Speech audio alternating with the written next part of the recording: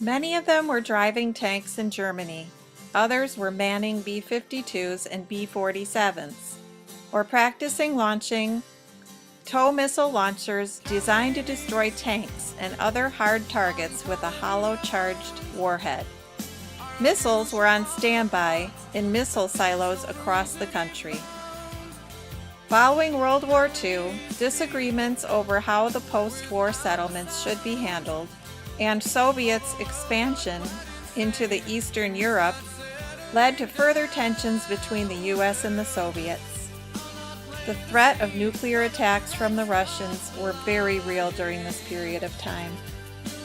From 1947 to 1991, the United States was part of a Cold War. This meant that during non-combat times, soldiers had to be prepared as if they were going to war tomorrow. For more than 4 decades, millions of Americans were deployed to Germany to become acquainted with weaponry and technology that would be used should tensions with the Soviet Union flare up. Many soldiers during the Cold War died during training practices. In 1991, the separation between East Germany and West Berlin came to an end when the Berlin Wall came down.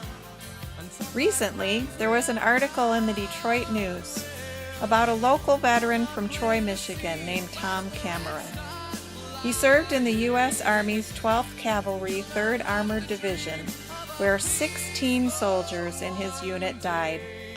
An 8-inch, 200-pound howitzer shell with an incorrect charge was overshot and exploded at a training ground in Germany on September 2, 1960.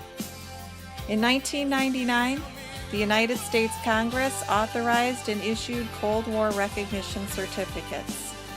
Tom received a certificate of recognition for his service in the Army.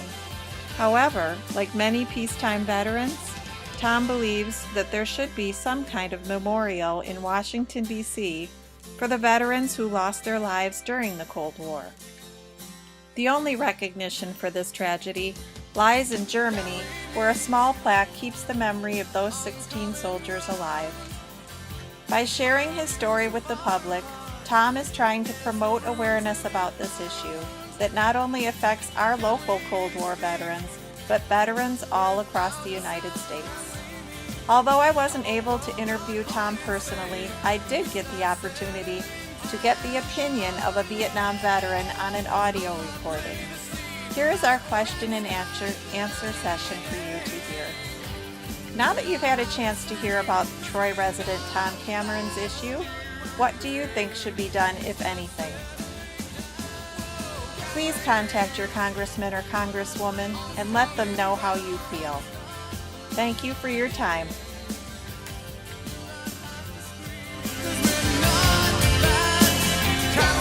Know that the soldiers that served during the Cold War did not receive any authorized medal from the government for their service. I did not know that, but it's an interesting point. Yeah, it really is. Yeah. Do you feel they should be recognized by the Department of Defense and authorized a Cold War Victory Medal? Actually, I have no objection to that. I think that would be a good idea. Okay. And did you know that veterans that served during the Cold War are not allowed to become members of the Veteran of Foreign Affairs or the American Legion because they did not serve during an active war? No, I did not know that. And how do you feel about that? Do you feel they should be allowed to join? Yes, I think they should be allowed into those kind of organizations. Okay. And do you think a monument should be erected in Washington, D.C.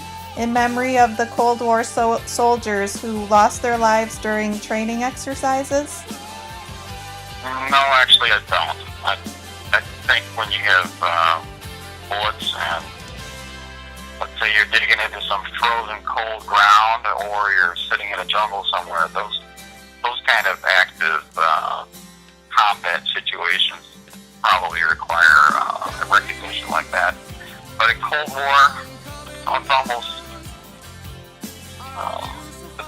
not really something where I think you'd want to recognize it with a statue Okay. or monument.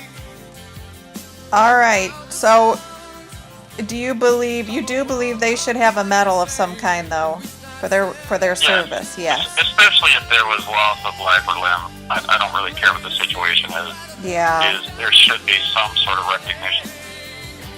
Okay. Well, those are my questions. And do you mind if I record? Could you just tell me what your military service was?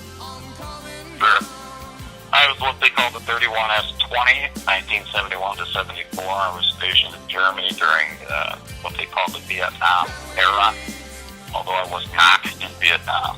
But we did handle traffic coming in from Vietnam as well as out of Berlin, which was the Cold War kind of traffic. Yes.